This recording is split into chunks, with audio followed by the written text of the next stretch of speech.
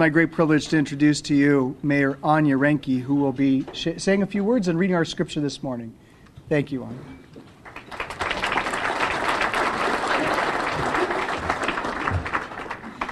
Good morning. I am the newly elected mayor of the city of Burbank, so I'm very pleased and blessed to be the leader of such a great city.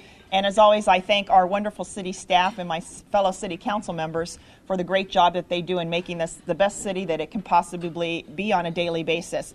So I asked Ross earlier this morning, I wasn't sure how long I got to talk, so I printed out a lot of stuff, but lucky for you that Ross said, keep it short. We have a guest speaker, so I am going to keep it short. But I did want to talk for a minute about the power of prayer.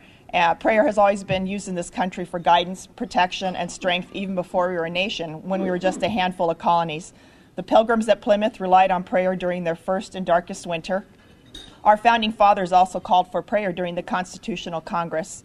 In their eyes, our recently created nation and freedoms were a direct gift from God. And being a gift from God, there was only one way to ensure protection, and that was through prayer. Last week was National Prayer Day, and our president did a proclamation, and I'd just like to read a little bit of his proclamation because I think it sums up the power of prayer and why prayer is important to us.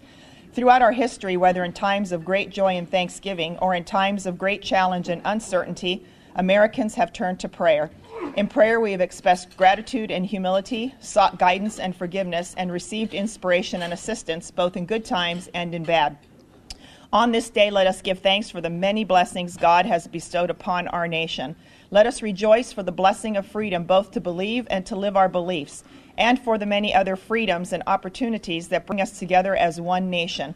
Let us ask for wisdom, compassion, and discernment of justice as we address the great challenges of our time.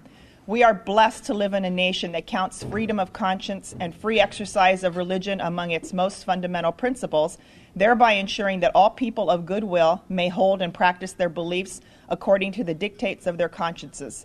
Prayer has been a sustaining way for many Americans of diverse faiths to express their most cherished belief, and thus we have long deemed it fitting and proper to publicly recognize the importance of prayer on this day across the nation.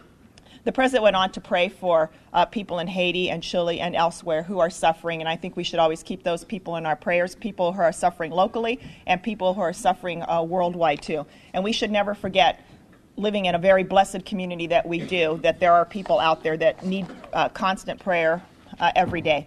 So, and is it okay to pray for ourselves? It is. God says it's okay to pray for ourselves because we are a reflection of God. We are His people. So it's okay to pray for our city and pray for good things to happen to us, and it's the right thing to do.